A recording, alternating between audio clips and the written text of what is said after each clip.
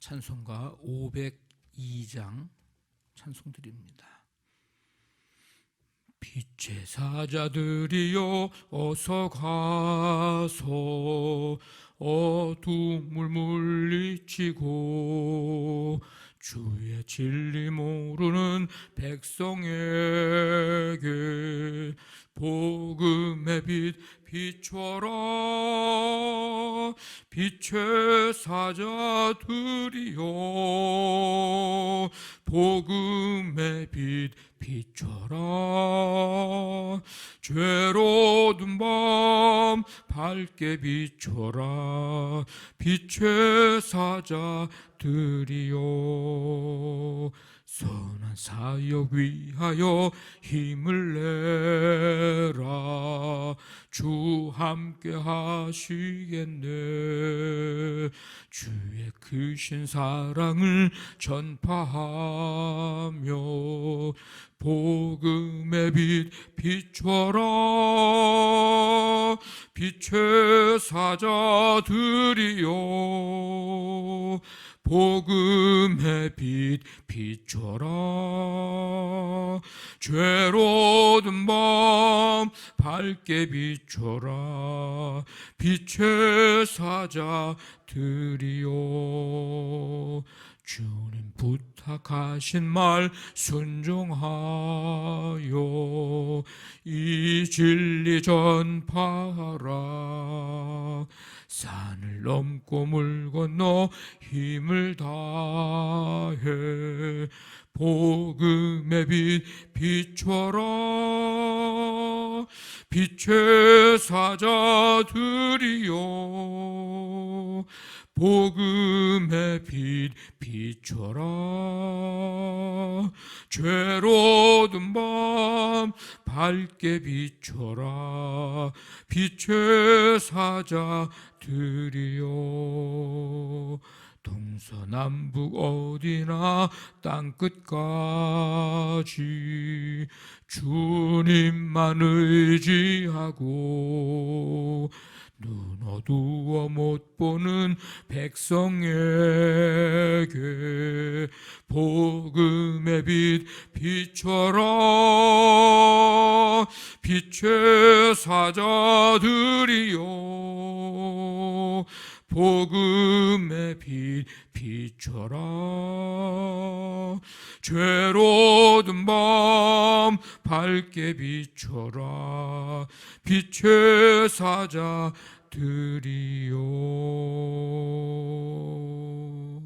아멘. 하나님 아버지 감사드립니다.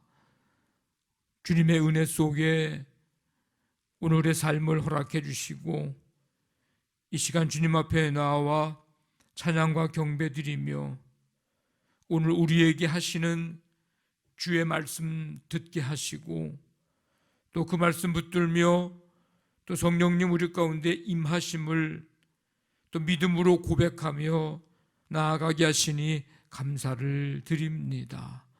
아버지 하나님, 날마다 주와 함께 동행하고 우리의 눈과 우리의 마음을 오직 주님께로 향할 수 있도록 성령님 우리 가운데 강하게 역사해 주시어서 주님 뜻 교회를 통해 우리의 삶을 통해 이루어가고 나타낼 수 있도록 함께해 주시기를 원합니다. 오늘 하루의 삶을 시작하면서 믿음으로 주 앞에 나와 맡기며 나아가오니 주님 우리의 삶의 모든 일들을 오늘도 주님께서 강하고 또 능력의 팔로 붙잡아 주시고 인도해 주시고 지키시며 주님의 품에 안으시고 눈동자같이 아버지 하나님 주께서 붙들어 주시고 보호해 주시기를 간절히 원합니다.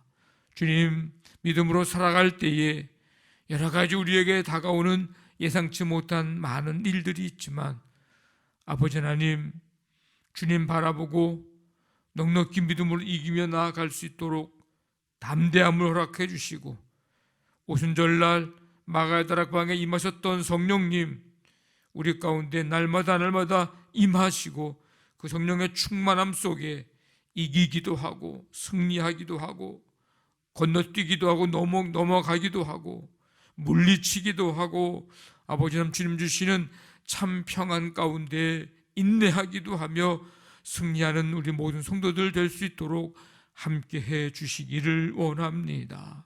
오늘도 가정사업장, 직장, 자녀들 함께해 주시고 수고의 땀의 결실들을 풍성히 맺을 수 있도록 하나님 역사하여 주시옵소서.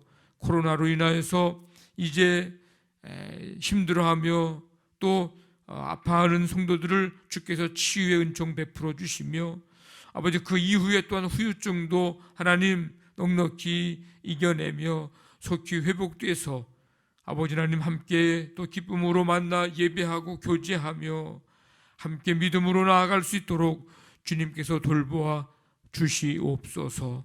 오늘 한날의 모든 삶 주께 맡기오니 주님 인도해 주실 줄 믿사오며 예수님의 이름으로 기도하옵나이다. 아멘. 사도행전 4장 13절부터 22절까지 한 절씩 교독하겠습니다. 사도행전 4장 13절부터 22절까지입니다. 그들이 베드로와 요한이 담대하게 말함을 보고 그들을 본래 학문 없는 범인으로 알았다가 이상히 여기며 또 전에 예수와 함께 있던 줄도 알고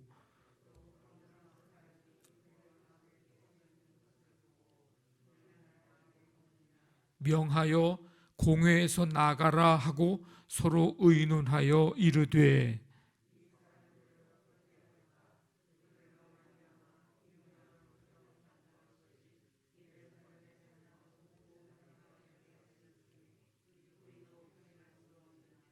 이것이 민간에 더 퍼지지 못하게 그들을 위협하여 이후에는 이 이름으로 아무에게도 말하지 말게 하자 하고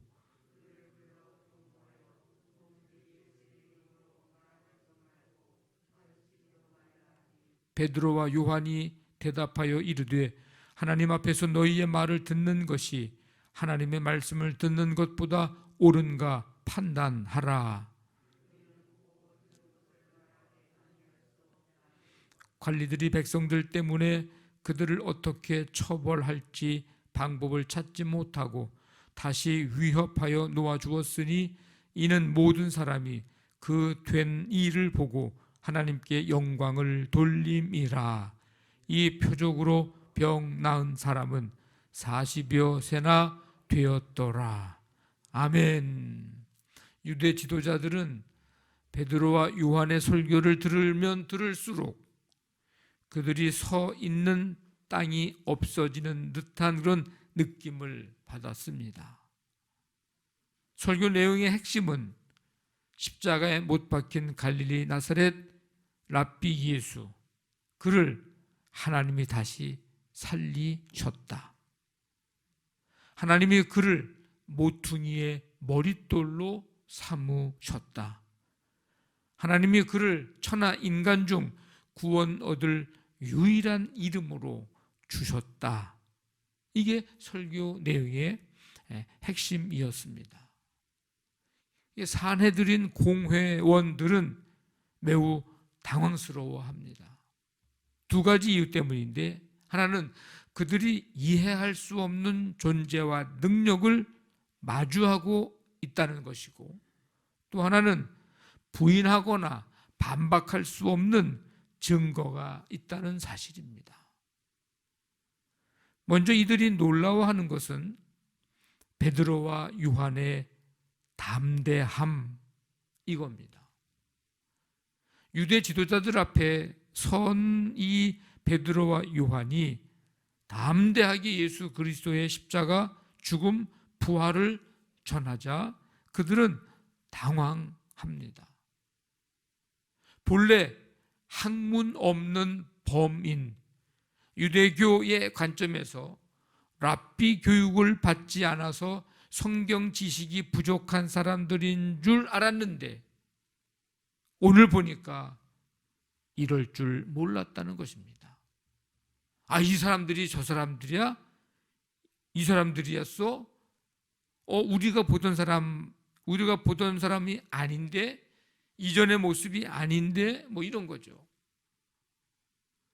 단지 이전에 예수와 함께 있었을 뿐인데 어떻게 된 거지? 뭐 이런 놀라움, 담대함, 이것 때문에 놀랐습니다. 사실은 예수님의 능력, 예수님의 권위를 힘입어 담대히 복음을 전하고 가르쳤던 겁니다. 그리고 성령의 충만함을 입은 거죠. 우리가 여러 가지 삶의 또 환경적으로 우리가 한 영혼을 구원하려고 하는, 누군가를 전도하려고 하는 그런 상황 속에 있을 때에 여러 가지 많은 일들 때문에 걱정하고 두려운 그런 마음을 갖게 되는 것 중에 하나는 저 사람이 나보다 더 많이 가지고 더 많이 배우고 더 잘 살고 뭐 등등 여러 가지 면에서 나보다 부족함이 없는 사람인 것 같은데 할 때에, 그때에 두려움과 걱정과 염려가 우리도 생긴다는 겁니다. 위축이 된다는 거죠. 그래서 주저주저 한다는 겁니다. 그런데 오늘 베드로와 요한을 보시면 정식으로 배우지 않은 이 평범한 이들이 대제사장, 이 지도자들 앞에서 어떡합니까? 주저주저하고 머뭇머뭇하고 우리가 괜히 얘기했다가 뭐 이러면 곤란한 건데, 오히려 오늘 보니까 담대히 당당하게 담대히 복음을 전한다는 것. 그들의 담대함은 무슨 뭐 우리식으로 얘기하도록 뭐 자기 확신이나 용기가 좋아서 많아서가 아닙니다. 예수님과 함께한 자들에게 주시는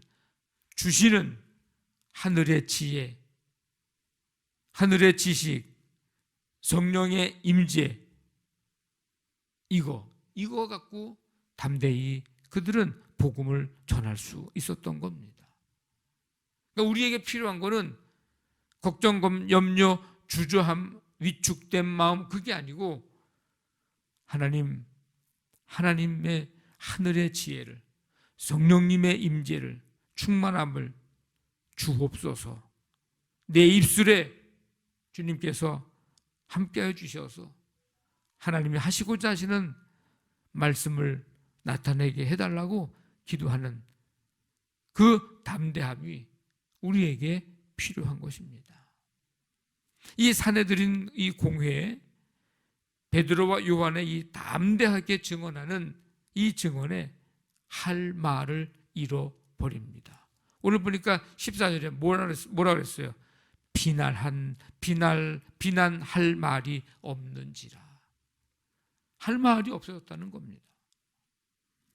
성령께서 사도들을 통해서 그 사내들인 공회를 완전히 이제 압도하고 계셨습니다. 고침받은 그 사람은 어떻게 됐어요? 사도들 옆에 증인으로 서 있습니다. 하나님의 놀라운 역사 아니고는 그가 나음을 얻을 수 없습니다. 사도들은 이 부활하신 예수 그리스도의 이름으로 이가 나았다,